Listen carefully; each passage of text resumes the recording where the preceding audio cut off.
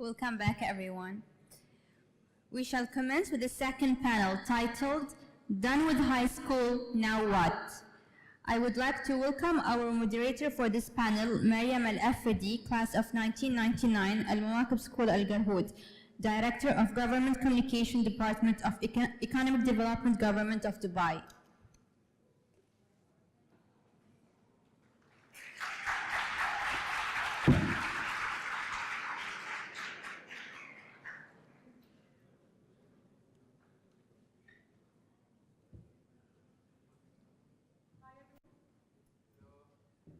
Hi everyone, so it's Mawaqib Garhoud. Thank you everyone, are you ready? So you're gonna have the fitness challenge starting now. And I wanna call... Wait. Do that again and say Mawaqib Barsha.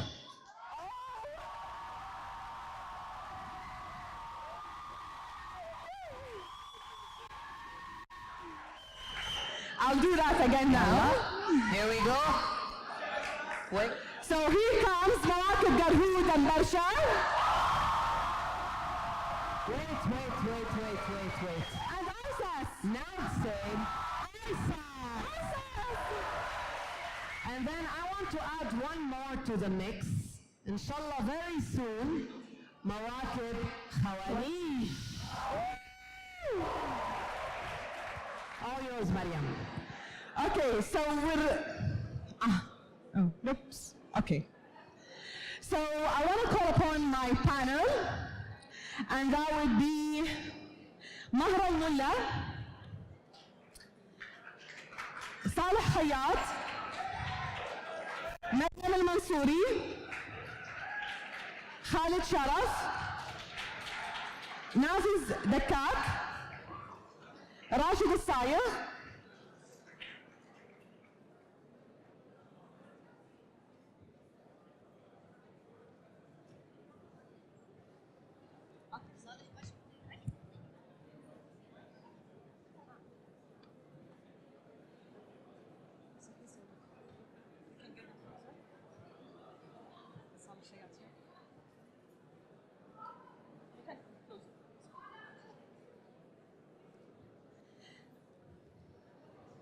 So I want to get everyone ready in here. We're going to start this panel. Oh, sorry, I forgot someone. Mahra al-Mulla. Sorry, Rima al-Wahi, sorry. Okay. Mahra's here. Okay, so we're going to start our session with a fitness challenge.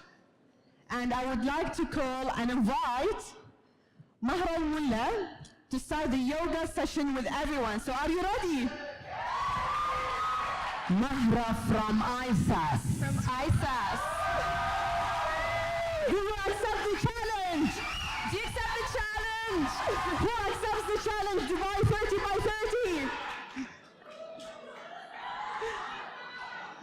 All right, so, woo! Okay, I would like also to ask the panelists to participate in this challenge. A simple pose. Yalla. Is it going to be just the pose? Just one pose. Just one pose. So I want everybody to do the pose. So just one pose and that's it. Okay. Shall we stand, Mahra? So yes, Everyone stand up. And we're going to do one of the easiest. Let's keep it quiet, please. Can everyone hear me? Yeah? Okay. Thank you. Yeah, should I do it there? Or is it in the middle? In the middle? But I'm blocking green. Raise my voice. Okay. Do I do it there? عشان I'm blocking green. Mahra, stay in the middle. It's fine. Stay in the middle? Go on. All right, so I know everyone's in like formal clothes, so we're gonna do an easy pose. We're gonna start by bringing our left foot forward. Sorry, left foot is forward, right foot is back. You're gonna bend your, yeah. Come on, Khalid. Kandora is big enough. As tall as you want.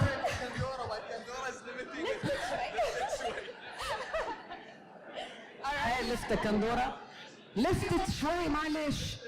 شوي. Shoya, is everyone okay with Hi that? everybody. I can't see everyone having their Left foot.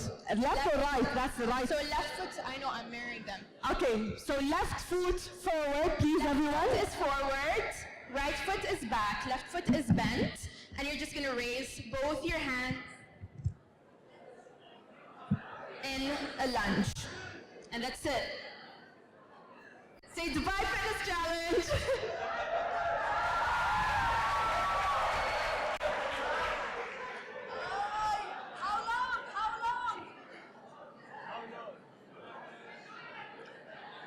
Just for the photo.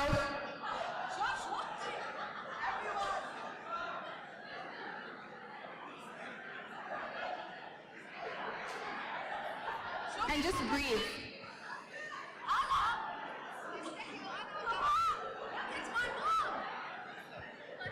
And يعني مدام نصر is doing it surely عيب اللي ما بيقدروا يعملوها. Let's go.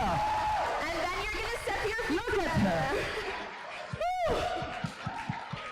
And you're gonna step both your feet together.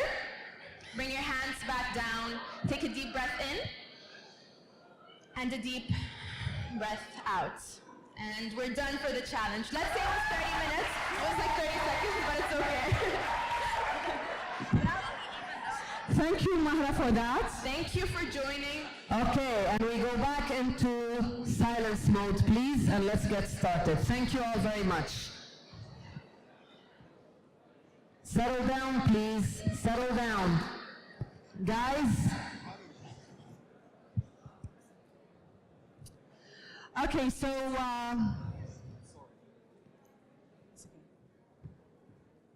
I would like the panelists to introduce themselves first. So we're going to start with Khalid Sharaf. Hello, thank you, Mahra. My name is Khalid Sharaf, and I was in Garhoud until grade 6, and then graduated from Bersha.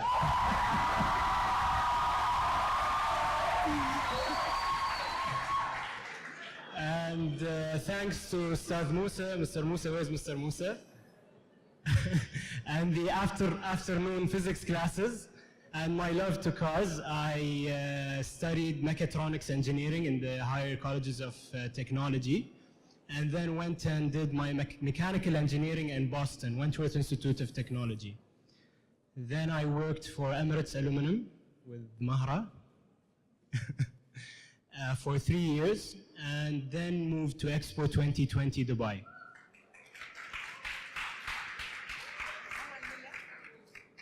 Hi, my name is Mahra Al Mullah. I graduated from ISAS in 2011. Hi. And I went to the Royal College of Surgeons in Ireland for 3 years, came back to Dubai, took a year off, went to Zayed University for 1 year, and then I decided to be a yoga teacher, and now I'm doing that full time.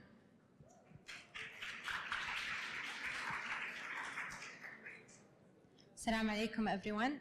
My name is Reem Anwahi. I graduated from Mawakib in 2006, Garhoud. I'm an interior designer. I graduated from AUD. I worked in a real estate company for 3 years.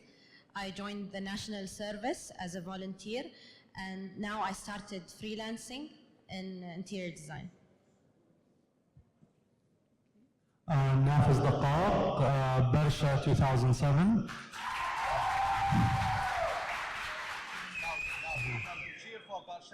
برشا.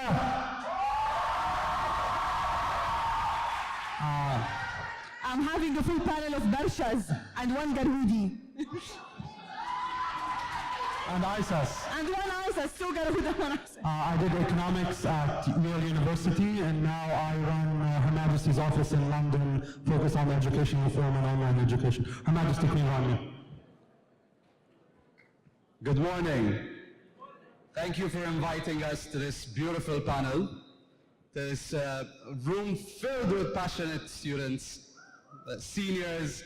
My name is Rashid Al-Sayr, graduated from Al-Mawakib Barsha. I I would firstly love to thank our mother, Ms. Nasser, for being here today. Secondly, I would like to thank Mr. Mehyo and Mr. Musa for keeping up with us, I would say, with all the trouble we've caused to them. I studied civil engineering in American University of Dubai for 4 years, and then I discovered it wasn't my thing. Changed to finance, finished off with finance, but still worked in engineering industry. ذهبت ليتن for 2 years on a site, moved on into my family business, a Seco group, and today I'm the managing director of that group. Hello everyone, Assalamu alaikum. I'm Maryam Al-Mansouri, Barsha 2011. Quick fact, all my family were in Muakkab Barsha, and I have just one sister, Ali Al-Mansouri, who's also going to graduate in a few years from Barsha. I studied in Zaid University, Integrated Strategic Communication, and I'm now working at the Prime Minister's office in the field of innovation. And I also, on the side, own an Emirati magazine called Emirates Diaries. Thank you. Perfect. So, done with high school. Now what? This is a question that kept on flagging in the question session, in the first panel. And everyone was asking, how can I choose my career and what's next? So let's start with, did you have any plans when you were in grade 12, Khalid?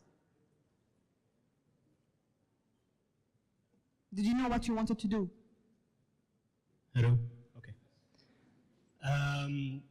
Actually, a very good question. Did I know what I wanted to do? No. I had no idea what I wanted. Like it was mentioned in the past panel, people around you influence you a lot.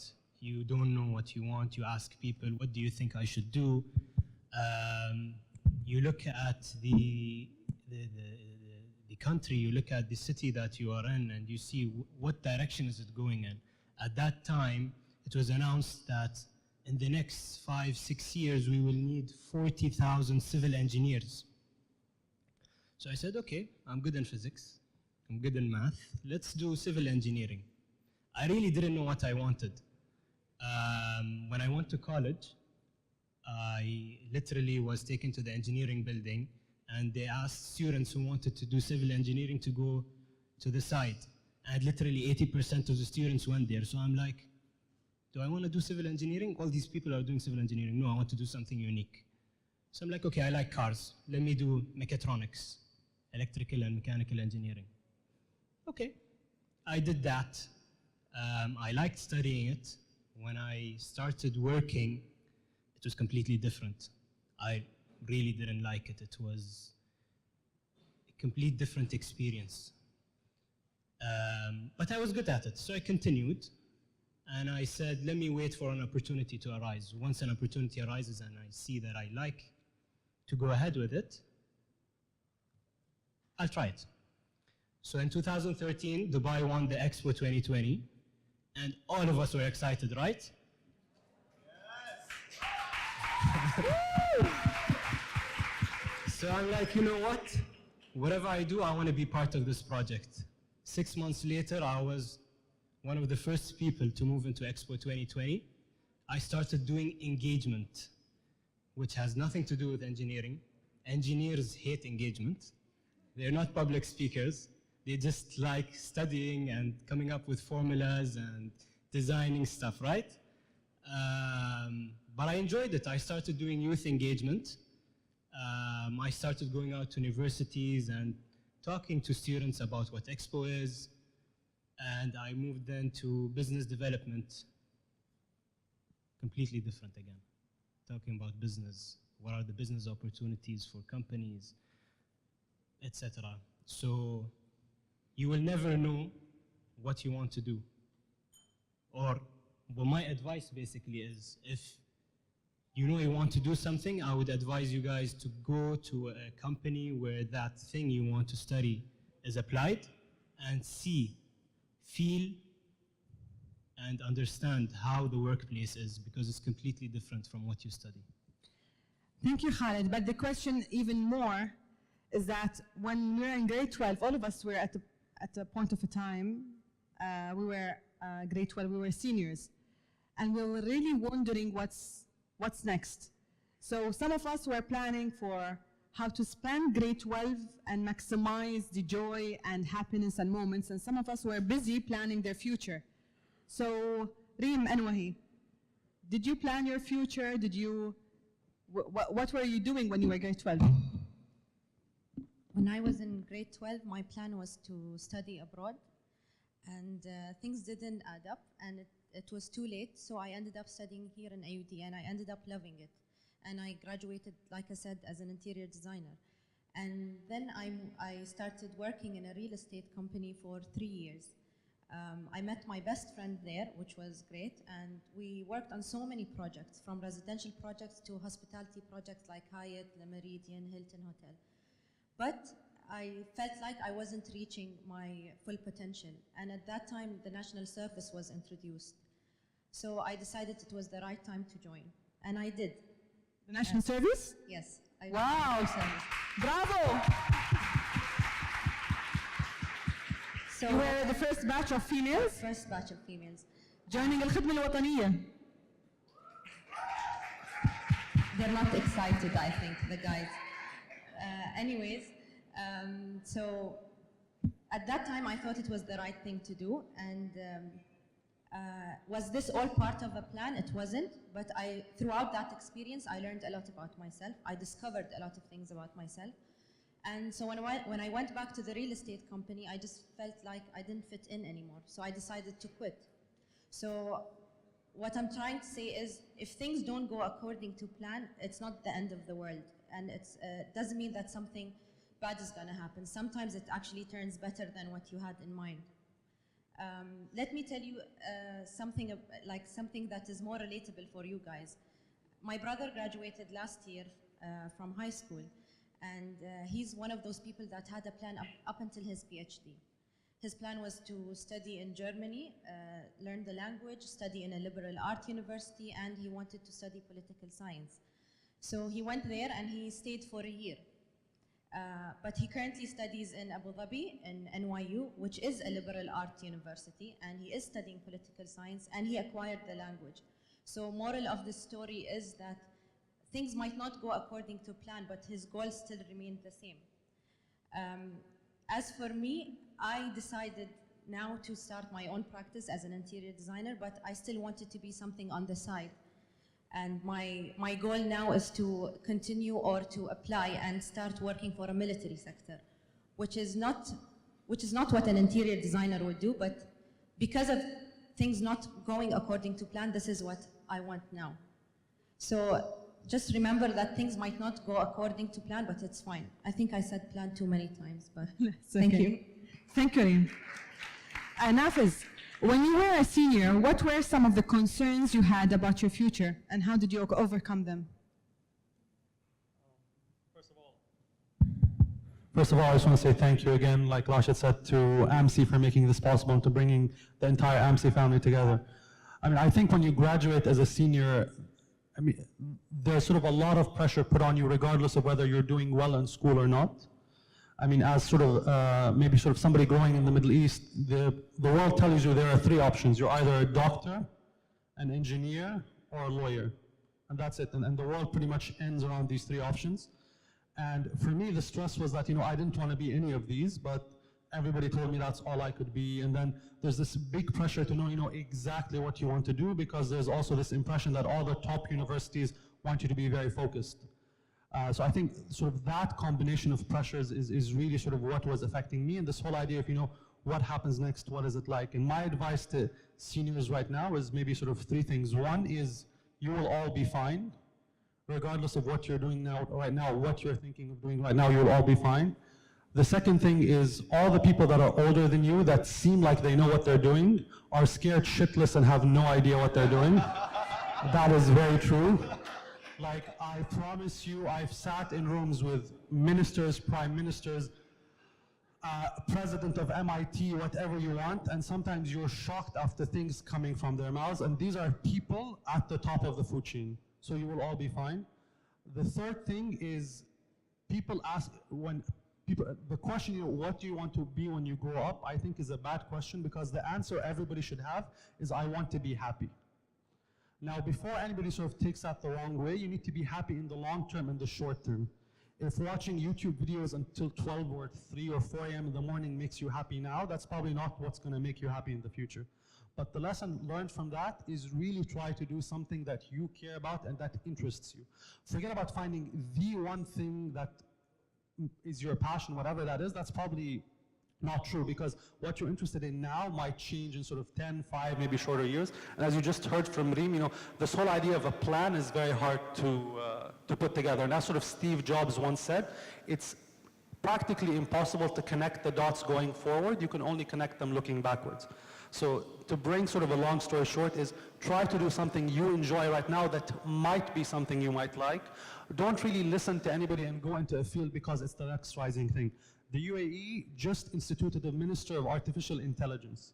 And what that tells you is unless you're really passionate about what you're doing, unless you're really curious about it, and you're sort of going to push yourself forward, you're going to be replaced either by cheap outsourced labor somewhere else in the world, or most likely by a machine.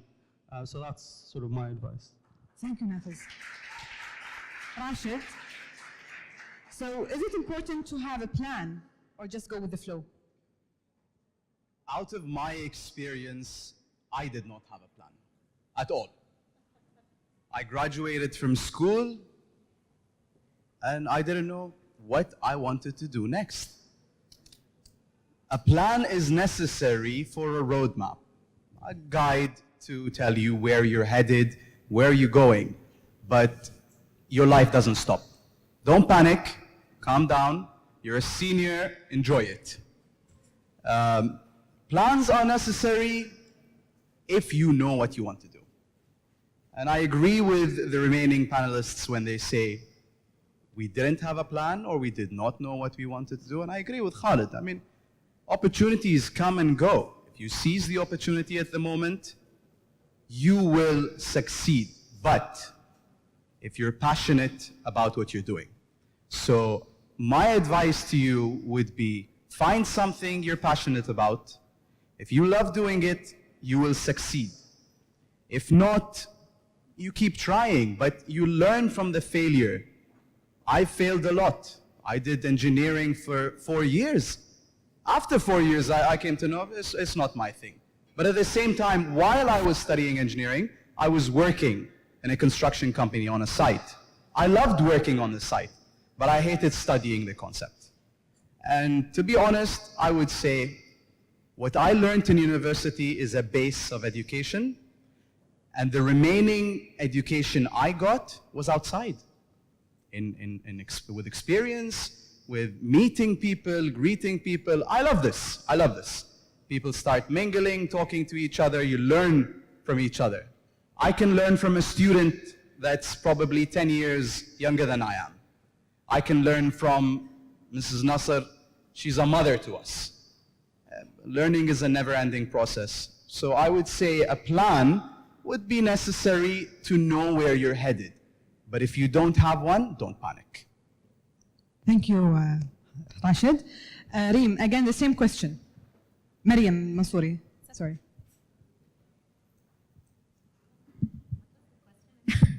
Okay, so is it important to have a plan? Okay, so I think it really depends on the person itself. Sometimes people like to plan, sometimes people just like to go with the flow.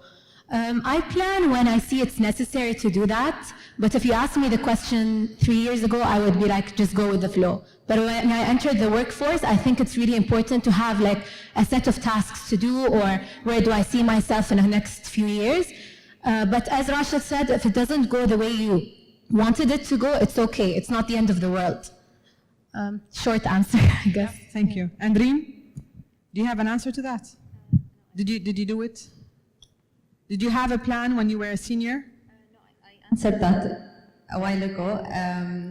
I just had the plan of studying abroad and it didn't work out, but things work out But you had a pretty well. plan, which did not work out, but you had a plan. Yeah, that was the only plan. I only want, the thing I really focused on was to be abroad, but I didn't have a plan on what was I going to study, where was I going to work, or anything else. So it was just one thing that I wanted. And it didn't work out, but things worked out greatly now. So I would like to share one experience that I had personally. When I was in high school, and we had computer classes with the Sis George Akhras. And I decided I did not want to study anything related to engineering or computers. Nothing, no IT, nothing. But the first thing I did when I stepped out of high school was software engineering. Okay, because I did not know how I was connected. He gave me those competencies to be able to study software engineer and become a software engineer. And I worked as a software engineer for years, and I won multiple awards. But then again, as Khalid did, he was engineers, they're introverts, they're not extroverts, and they don't engage with people, and they're socially not people-friendly. But again, I diverted my career, as you did, to youth engagement, and now I'm heading marketing and corporate communications. But again, even after 15 years of working, this year only, I'm back again heading the future team, the accelerators of Dubai economy, which is dealing with technology and again with IT. So maybe your plans at the beginning does not really, so maybe the plans at the beginning does not really relate to what you wanted. Maybe at the beginning you started right and then divert and then come back again. But then as, again, Reem did, you need to look for the opportunities and work with them and grab them. Don't leave the opportunities just pass by because I had a plan. So you have a plan. Whenever you have an opportunity, you need to go and re-grab that again. I would like to introduce our recent panelists who joined us. Saleh Khayat. Thank you for making it. Could you introduce yourself, Saleh? السلام عليكم ورحمة الله وبركاته. صالح عبد الناصر الخياط، خريج المواكب البرشا.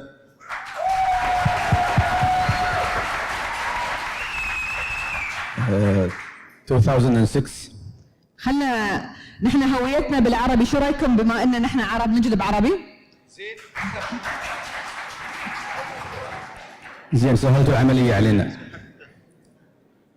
أول شيء نعتذر عن التأخير، البانل مالي كان المفروض يكون الساعة 2، لكن صار في نوع من التغيير. فشو البانل الحين مالنا هذا؟ عن شو يتكلم؟ خلصنا من الثانوية العامة، شو بعدين؟ بعد ما بعد مرحلة الثانوية العامة كيف نخطط لحياتنا؟ فأول شيء بس نبغى نعرف أنت كيف مسارك الوظيفي تطور بعد تخرجك من الثانوية العامة. أنا ببدأ معاكم من خلصنا الثانوية. كانت البداية على أساس أني كنت بدخل في مجال الانجينيرينج، السيفل انجينيرينج، لكن شاءت الأقدار على ما يقول وغيرنا ودخلنا في مجال البزنس ادمنستريشن، وكملنا الباتشلر في لندن، بالتحديد في جامعة بليموث.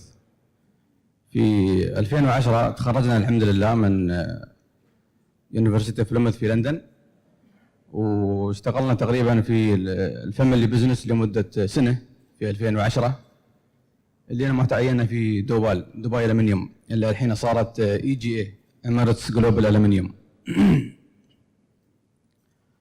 وبعدها فترة بسيطة اشتغلنا في نخيل، وبالتحديد في الدراجون مارت as a leasing manager دراجون مارت.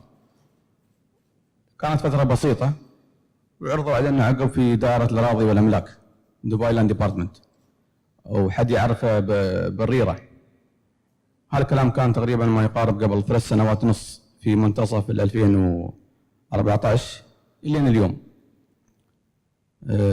أما بالنسبة للتايتل في الأماكن اللي اشتغلنا فيها في دوبال، كنت يسمونه Purchasing Officer في المشتريات والعقود، وبعدها مثل ما قلت لكم ليزنج مانجر، واليوم في دائرة الأراضي والأملاك اللي هي تابعة لحكومة دبي، مدير مكتب المدير العام.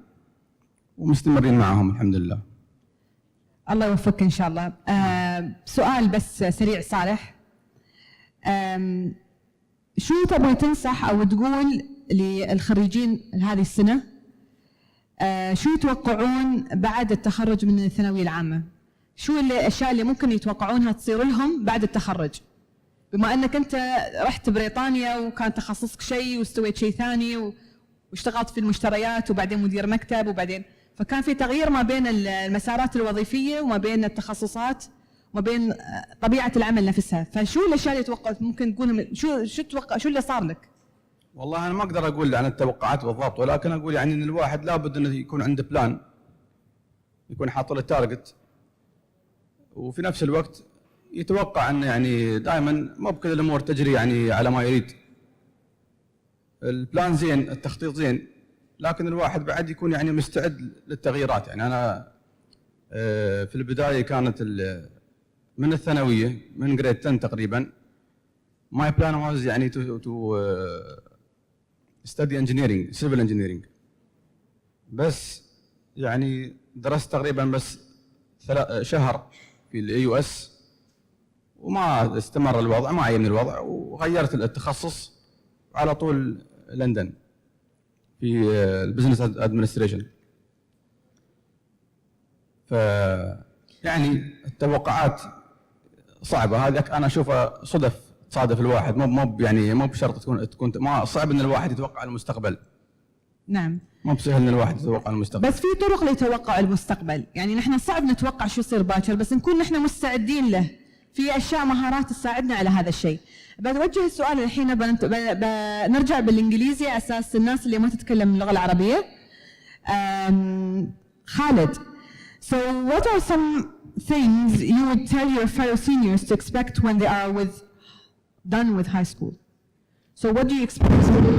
What do they should expect? Again, it's the same question but in English. When things are not going well. So as Saleh was saying, you will never expect or you can never determine your future, right? So what to expect when you go to university? You're at least going. You have to know at least in which field you want to specialize. And I say that because I didn't, and I wish that I did.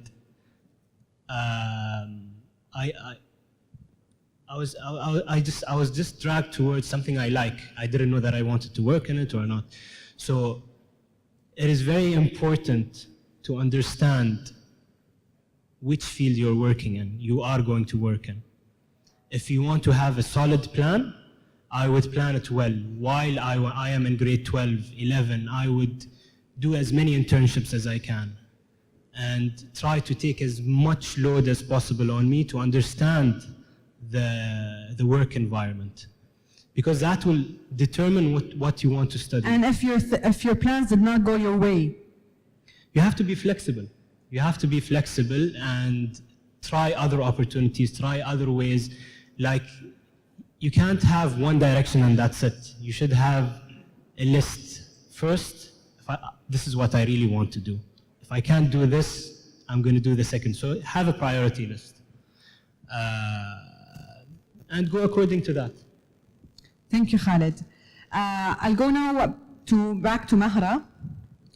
So, is it okay to know what you want to do? Not to know what you want to do. Is it okay? Actually, I'll tell you a little secret. No one knows exactly what they want to do for the rest of their lives. And I'm going to answer that question with another question to everyone in this room. By show of hands, who knows exactly what they want to do? Oh, that's a good number.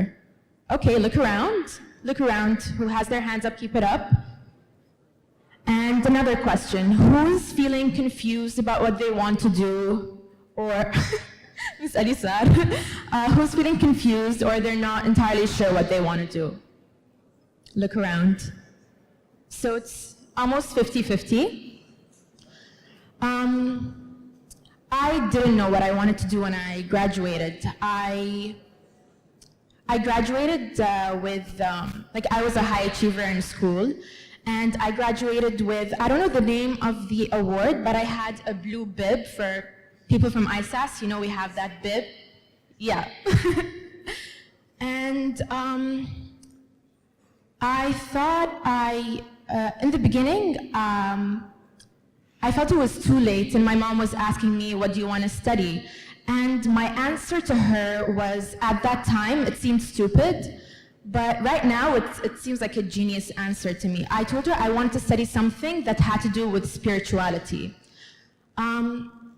Now that I think about it, I kind of knew exactly what I wanted, but I didn't know that that's what I wanted.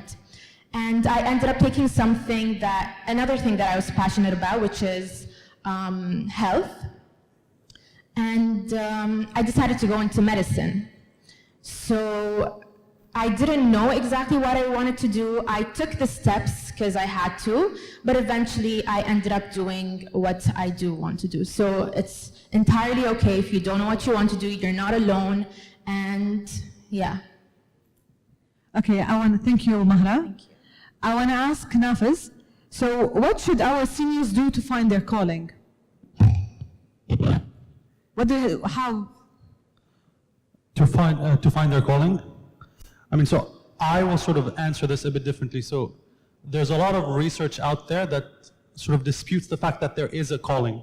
I mean, I'm not, and maybe sort of, let me take a step back and say, when you're in high school, because, you know, we study a lot of science, chemistry, whatever, and sort of you grow up wanting to believe that the world is black and white. Once you enter college, the realization dawns upon you that the world is different shades of gray. So there will be people that tell you, there is a calling, and maybe, certain people have a calling. I'm very passionate about education reform. It's what I've been doing for the past almost 6 years. But when I talk to most people, and if you listen to sort of most research, that one calling in life is probably untrue. So instead, what I would tell people is sort of 5 things I think are sort of important regardless of what you want to do. The first thing that's very, very clear is sort of your mindset matters more than anything else. And sort of research is very clear on this, and what I mean by mindset is having a growth mindset, believing that the reason you do well in life is because you're working hard and you're doing well. Believing that I'm not smart or that people are talented, talent is overrated. There's actually a book that's 600 pages long called Talent is Overrated, and that applies to regardless what you want to do, whether you're an engineer or you're playing sort of in the Premier League in the UK. So having a growth mindset, believing that I am where I am because of how hard I worked, will be the number one thing that determines how well you do in university. Because as somebody that was doing very well in school in Mawaqib, alhamdulillah, when you get to school, you realize this whole idea of I'm smart, I don't need to work, doesn't apply anymore. And it was actually never true in the first place, and if you continue to believe in that, you won't do well. The second thing is being obsessed with the victory as opposed to the fight. Everybody wants to be that star, that famous entrepreneur, but nobody is willing to work that hard for it. And that is one of the main determinants to reaching your calling or the success of being good in your field is, being in love with the actual fight as opposed to only the victory. The third, and perhaps the most practical advice I can give you, and here I'm plagiarizing Will Smith, is the most 2 important things in life are reading and running. And by running, talking of Dubai Fitness Challenge, it's just having an active lifestyle. And I don't care if you think you don't like reading anymore. It's a habit that you need to develop. And most successful CEOs in the world, including Bill Gates and whoever, read around 60 books a year. I'm not asking you to read 60 a year. I'm asking you to read 10 a year. And that's a habit that as somebody in grade 12, you need to develop now. And I know because, we have homework and everything, it's hard to envision that's something you will enjoy, but that's very critical. The fourth thing is, regardless of what you want to do in life, I think it's imperative that you learn how to code. And I'm not asking you to become a software engineer, to become a programmer. We all know how to read and write, but we're not all poets or writers. And the same way, when you look at the next 10, 15, 20 years, understanding programming languages and how computers work are essential. There are tons of free resources online, and this is something that you can learn by dedicating just 1 hour a week for the next 12 to 14 weeks. And the last 4 years to learn how to program and code. And then you say it's 1 hour? So, and I think that is the confusion, right? To become a software programmer is the equivalent of becoming a famous writer. Nobody's asking you to do that. People are asking you to learn how computers and how code interact together and to develop basic structural thinking. If you think of sort of learning to code as a, I'm going to become the next Mark Zuckerberg, you won't.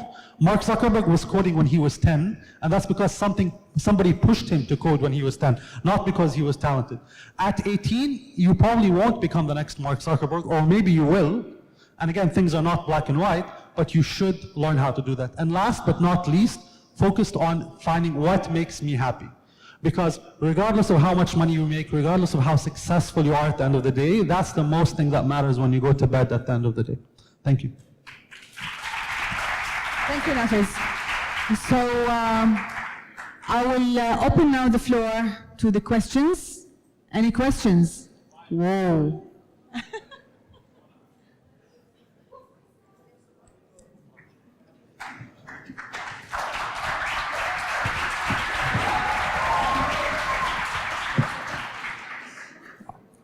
I would like to thank first panel and second panel. This has been inspiring for me personally, and it has a special place in my heart. I cannot but comment on this panel's discussion. I go and start with the title of the panel, Done with High School, Now What? This audience is not done with high school. But what this audience has heard is, when I was your age, I didn't know what I wanted to do. When I was there, I had no plan. And what I think is that you do not choose your career. Your career chooses you. And the reason I picked up this mic is almost all of you graduated when I was your co-director. I remember Khalid. And I remember his personality, and I remember how he was like in high school. And I don't find it surprising at all that he is where he is. Mahara, and you may find this shocking, one day I overheard a discussion between you and one of your friends. You were sitting there. It's not funny, it's scary. My wife knows how many things I forget in the same day. But Mahra was discussing with someone, we had installed artificial grass, and she was saying, I love this artificial grass. And I said, what's your interest? She said, I want it for my balcony. That tells me she is interested in the well-being. She's a Zen person. So being a yoga instructor is not shocking at all. So your career chose you because you're the right person for that career. You didn't need to worry. I remember Saleh. I remember Mudir Maktab. That's what you are. This is your personality, and it's wonderful. Rashid, the outspoken student, the one who was confident, good articulation. No wonder you are where you are. Nafiz, the genius we called him. You know, whatever was around him, it never distracted him from that 100% A+. Driven, he gave you fantastic advice today. Khalid gave you fantastic advice. Explore, find out, get the knowledge. Life will choose you. You don't choose it. And here is what I would transform this question of what is my plan, what is my plan? And think of this. It is, what is my readiness? So it's readiness versus a plan. You can have a plan, but your plan never, ever works 100% the way you set it up to work. And you heard the word flexible so many times. Keep changing, keep evolving. But if you're ready, you're capable of that change. If you're not ready, then you will fail at changing your status quo and you'll get stuck. So they will give you more and more advice about readiness. The more ready you are, the better chances you have to reach a career that will keep you happy. And I would like to end this statement with one sentence. This is a living proof of people who had no clue what they wanted to become, but then their careers chose them, and they are all successful at what they do. So thank you very much, and I give you back this.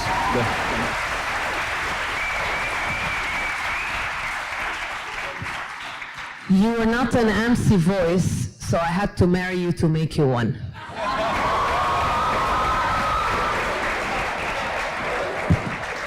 Any questions? Thank you, Mr. Mihyo.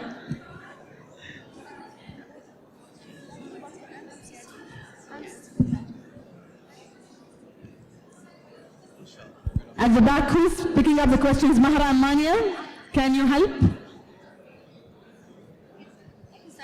شوفي راس. We have. Hi, my name is Ghazal Saeed and I'm Amsi Senior.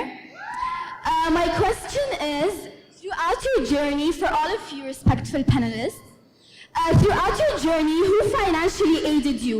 Was it yourself or your parents?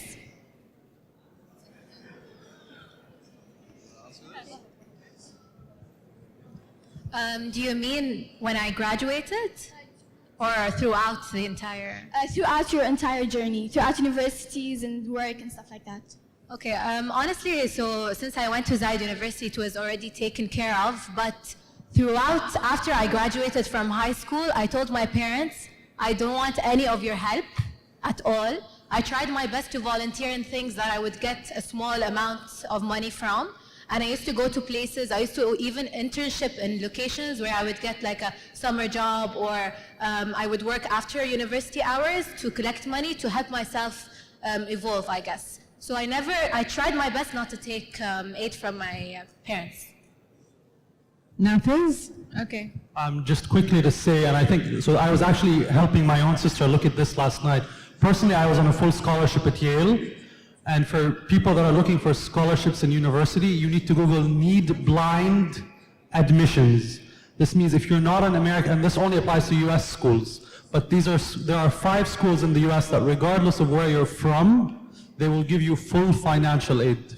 And for me, without that kind of support, my parents would have not been able to send me to go to school in the US. So need blind admissions, and I think you all have your phones on you, so just Google that, and I'm happy to answer questions after as well. Question? One quick answer. Hi, my name is Majd. I'm from International School of Art and Science.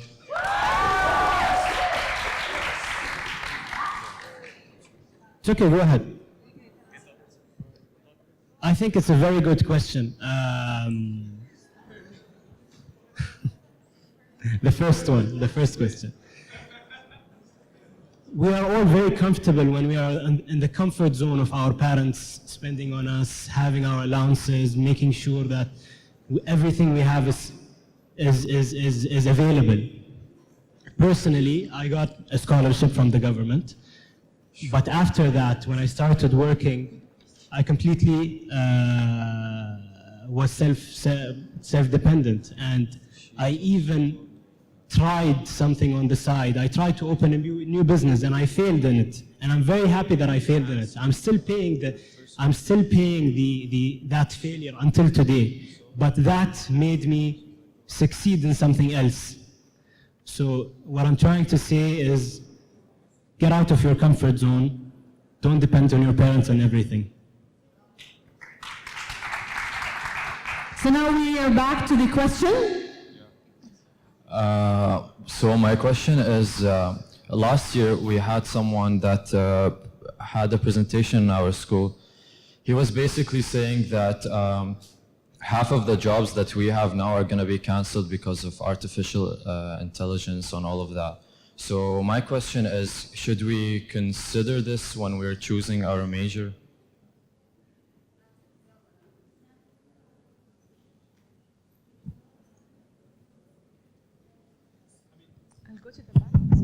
The impact of artificial intelligence is going to be like nothing else.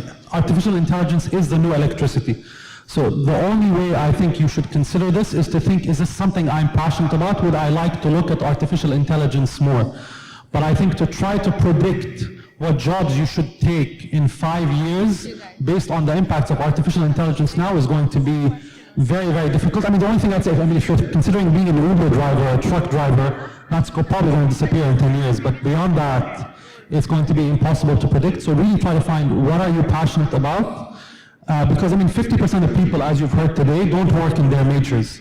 So as long as you find something that drives you, that captures your imagination to some extent, yeah, I wouldn't worry about that too much personally. I don't know what the other panelists think. Can I add one more thing on that? I would advise you to focus on four main areas. The first one is your passion. What do you love to do? Second one is what you're good at. So what are your competencies and what are your skills that you have and what you're really good at. These are the two internal things, and the two external things is that look into the country plans. Like for example, the UAE now, we just launched the UAE Centennial Plan 2071. So we're gonna see a lot of new industries and fields coming up. So that's what the country wants. The fourth thing is that what would you be paid for? Like there are lots of jobs there in the market, but at the end of the day, you wanna do something that you love, good at, that you master it, something that the country wants, and something that you would be paid for. So these are the four main areas that you need to focus at so you could know which career to choose. Any other question? Can I make an addition to that? Yeah.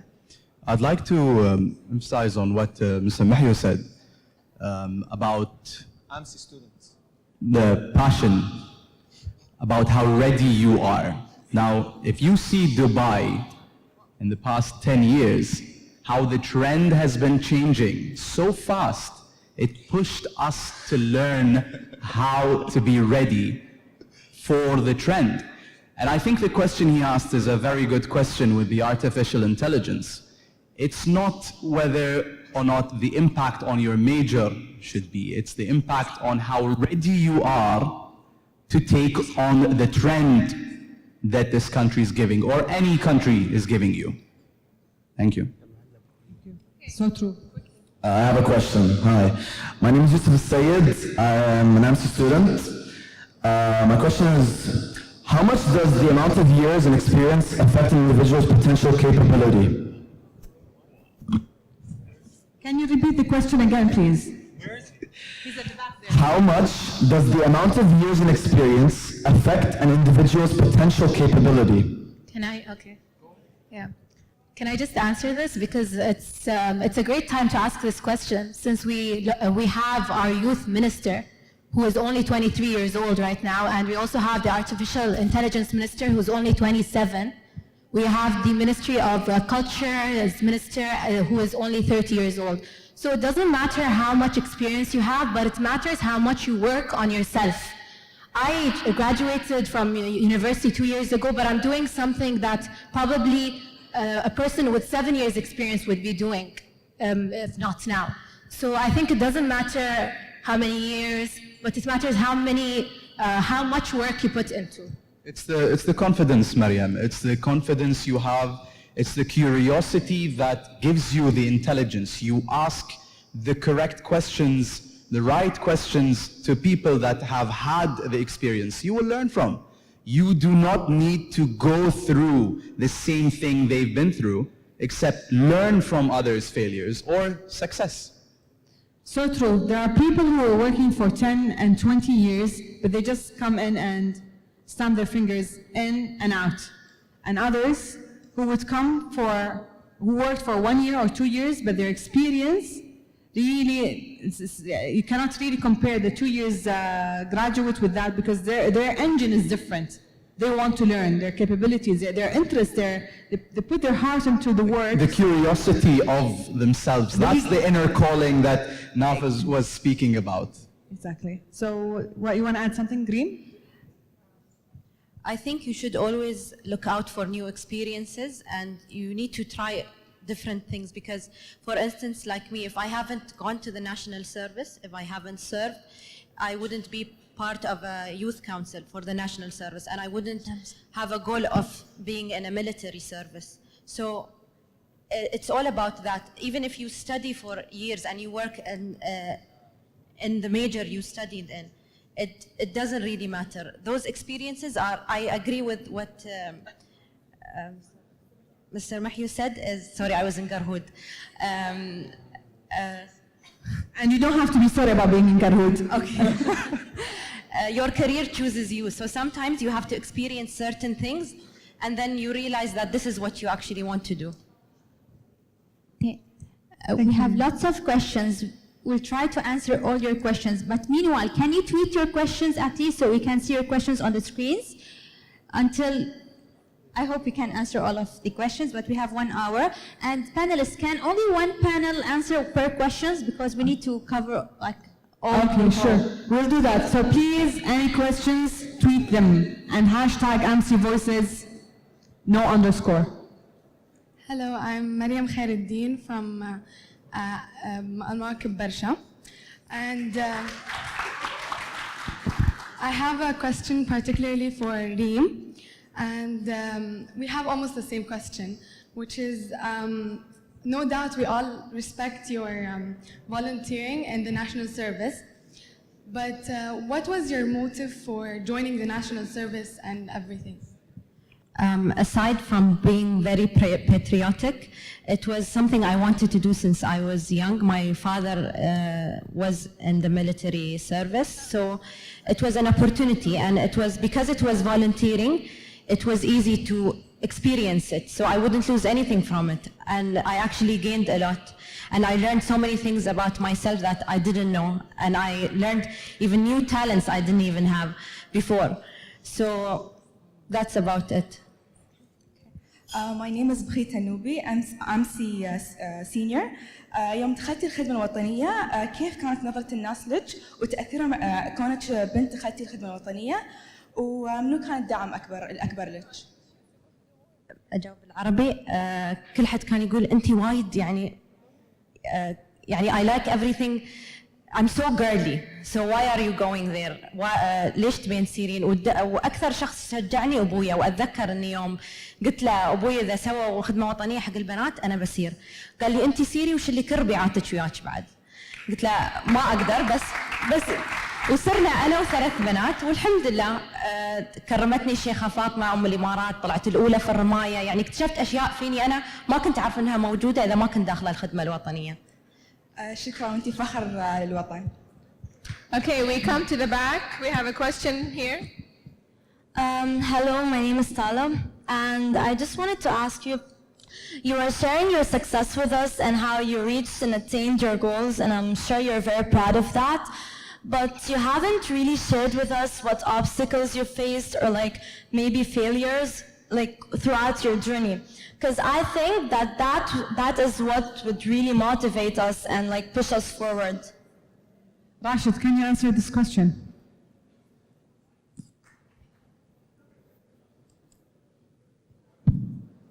To be honest, as obstacles, I would say you wake up in the morning and there's obstacles once you leave the door. There's a lot to share. There's a lot to share. Can you specify where exactly or what experience of obstacles you would like us to emphasize on?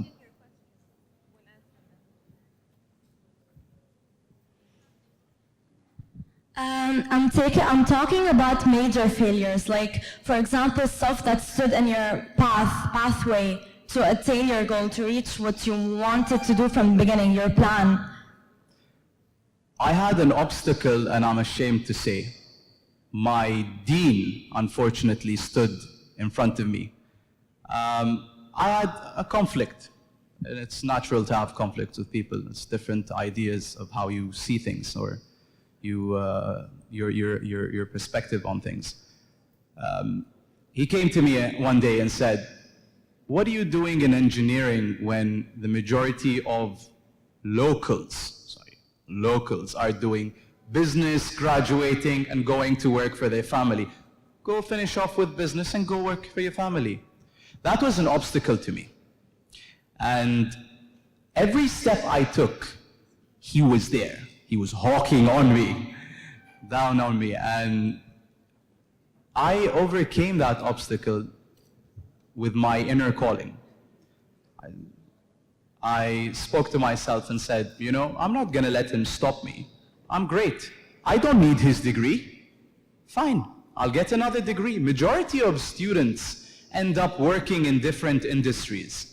You don't necessarily work in your major. Now that obstacle I had, and I persuaded myself, I don't need an engineering degree to work in the engineering sector. I've been in the engineering industry and the construction industry for the past 8 years, 7 years.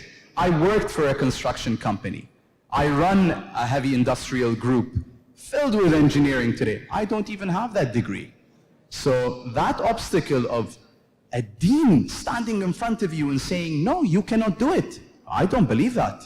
I mean, persuading yourself in a way, knowing your calling, and whether or not you're passionate about it, you will succeed no matter what.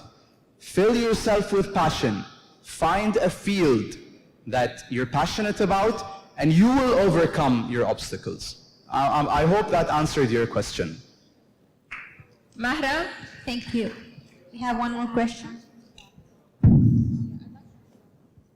Assalamu alaikum. My question is more directed to all of the panel, and it's, what if I don't want to spend my entire life just doing one thing or just one plan? Like, for example, I like the AI field, and what if later I want to move to the space, like Mars and stuff?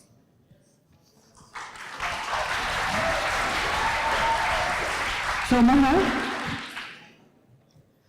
I'd just like to go back to, sorry, what was her name? The girl who asked the previous question? Tala? Was it Tala? Tala. Tala, I'd like to go back to Tala's question about obstacles. I really like her question. And what I was thinking was, the root of all obstacles are our mind. So I'll give you my experience, from my experience, for example. One of the obstacles was but I was scared of what people were going to say. And what people are going to say was not the actual obstacle. The actual obstacle was my fear.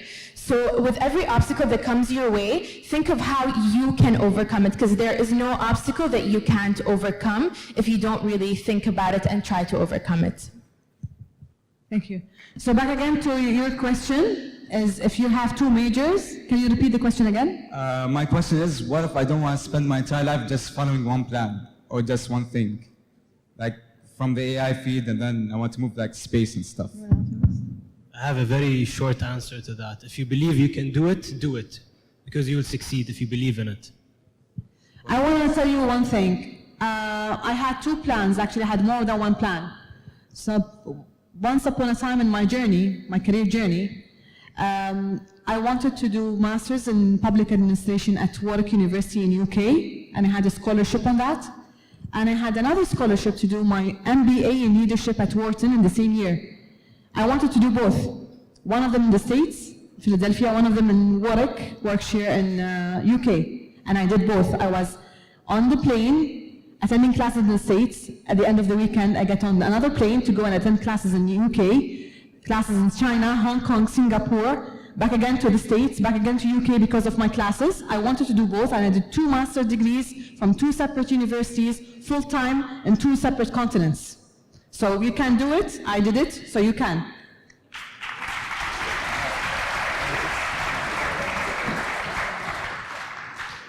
Any other questions? Yeah, just I have another point. Like, what if, for example, I started an AI company and it succeeded, like 10 years further in the future, and this is when I wanted to change my mind. Is it too late for that? No, never too late. Everyone change their minds. We're a live experience where we had something, we studied something, we worked on something, and then we changed plans. So you can go by the flow accordingly. Anyone wants to answer? Nafis?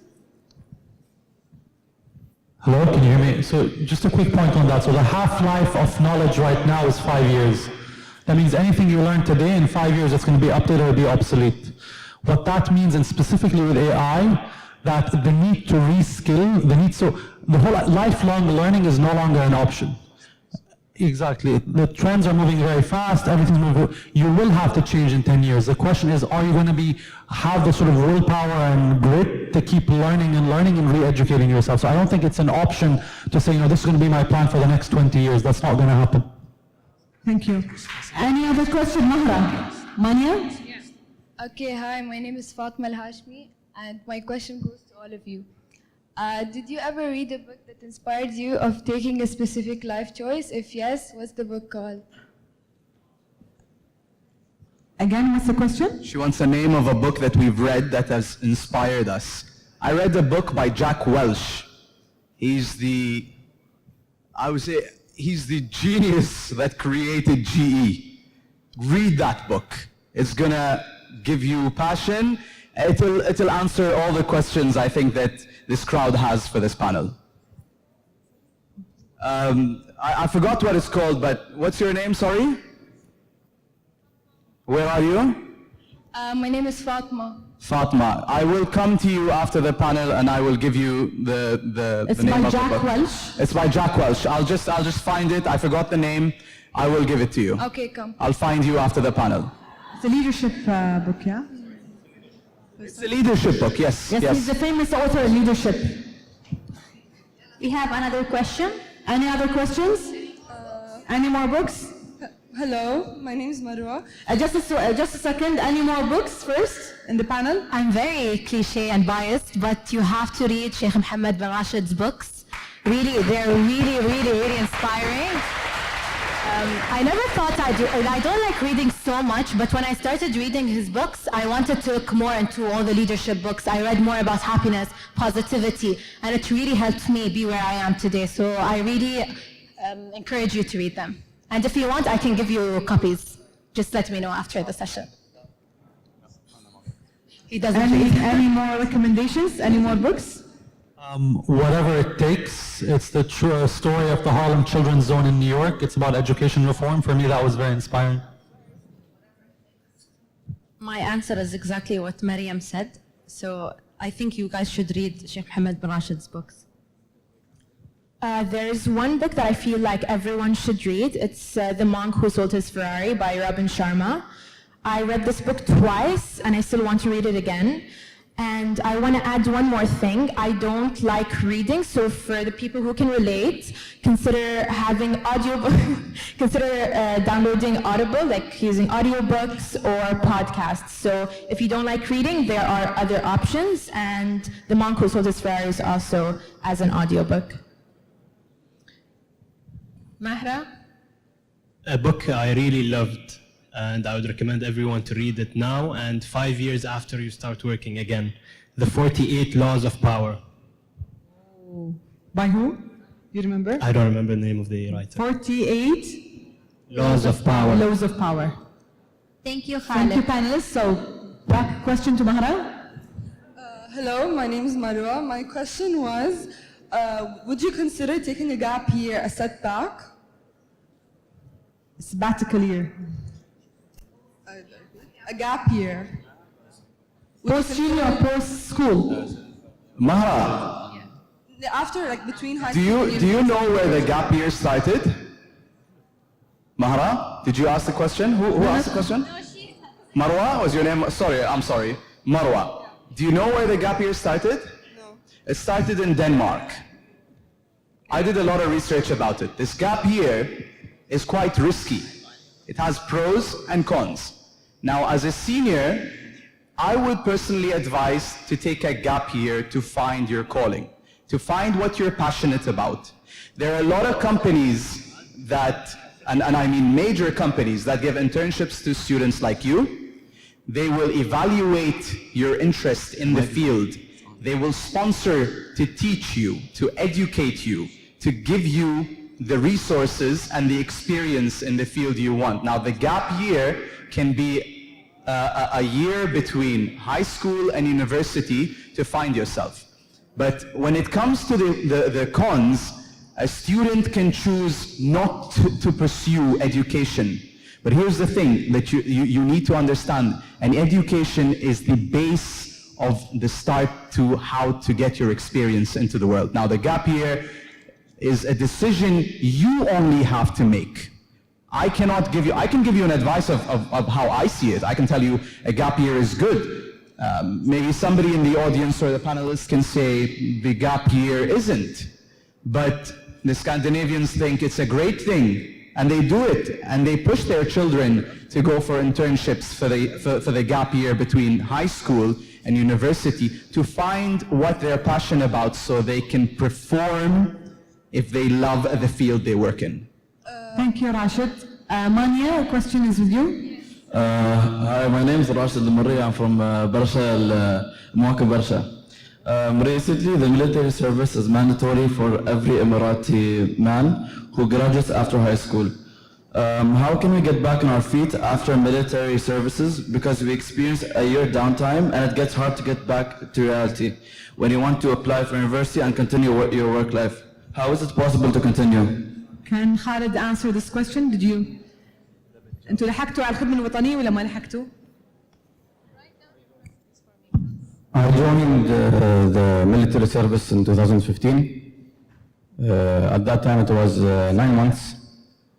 I left my office at Dubai Land Department. I joined military for 9 months. I came back, started again as if I never went to the military service. So people talk a lot about military service. Some of them talk about it as a nightmare. But أنا صراحة شخصيا يعني I think بتكلم بالعربي. الإنسان اللي يبغي يعرف قيمة النعمة اللي هو عايشينها لابد أن يدخل الخدمة الوطنية. أي نعم.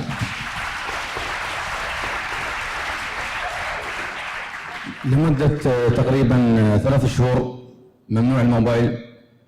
الصحيان الساعة 2:30 الفجر قبل الفجر بساعة. الله يكرمكم ما حد ينظف الحمامات غيرنا. We wash our clothes by ourselves. You never know if you will leave the military base at weekend or not. It's challenging, especially for us يعني who left our wives, our children. ما عندنا أي معلومات عنهم ولا في أي نوع من التواصل. ف يعني بالمختصر ما عرفنا قيمة أهلنا وقيمة النعمة وقيمة الحياة الكريمة اللي كنا عايشينها إلا بعد ما دخلنا الخدمة الوطنية. فأنا أشوف هذا من أفضل القرارات اللي اتخذتها دولة الإمارات العربية المتحدة يعني.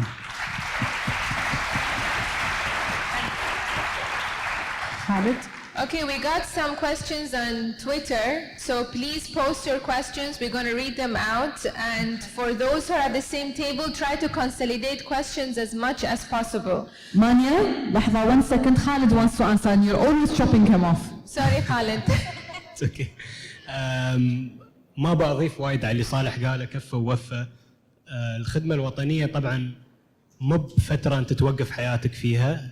تتعلم فيها وايد أشياء، تتعلم عن بلادك، تتعلم أشياء ما كنت تعرفها في حياتك، وأظني ريم بعد تقدر تعطيك معلومات أكثر، ولكن حياتك ما توقف. You don't stop when you go to military service. You still learn. You learn a lot of things, and it's just a different type of learning than what you're used to. In my batch, there were mothers that left their kids just to join the national service. So if mothers can do it and they can go back to their lives and keep their kids on the side, everyone can do it. Okay, so one of the tweets were, what would you do if you had multiple interests that would lead to very difficult majors? By A. Shalan. Who wants to answer?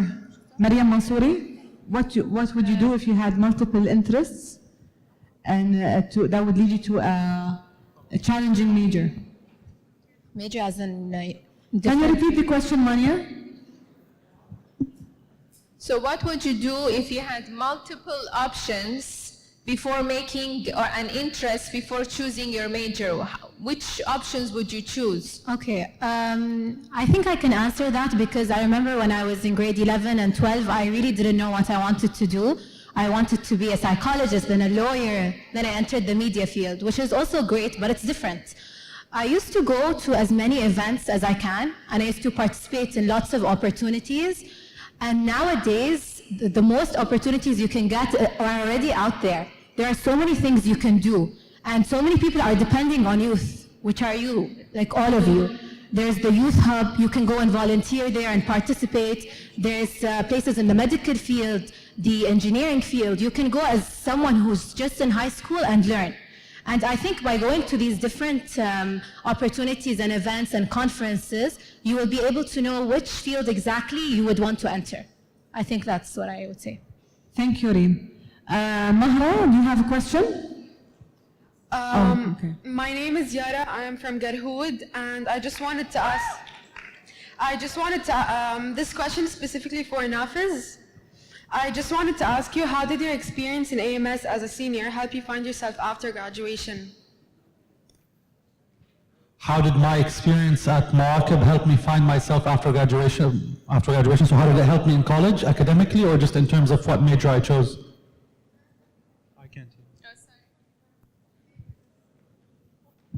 In terms of what major you chose? Sure. I mean, what I'd say is two things.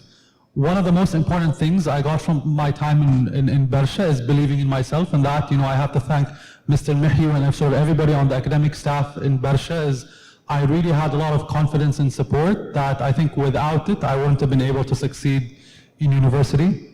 I think second, sort of academically, I had really no idea what I wanted to do, and at a place like Yale, you actually don't have to declare your major until the third year. And I went from everything from psychology to wanting to be a doctor to wanting to study history.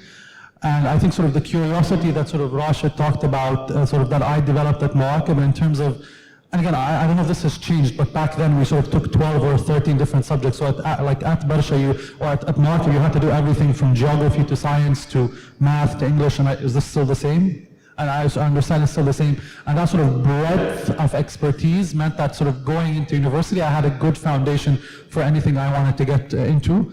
I think the one thing that I wish I did well in general, but I wish I spent more time on sort of physics and math than I did, just because I found those sort of more interesting in college. Is that even helpful? I have no idea. Thank you so much. I think this was the last question, and we're gonna we have just two more. We can't, Manya, this is the last question. We're gonna open the floor for more questions after the third and the fourth panels. Thank you so much, everyone. And I would like to ask now the panelists to stand forward and invite the committee members for a group photo.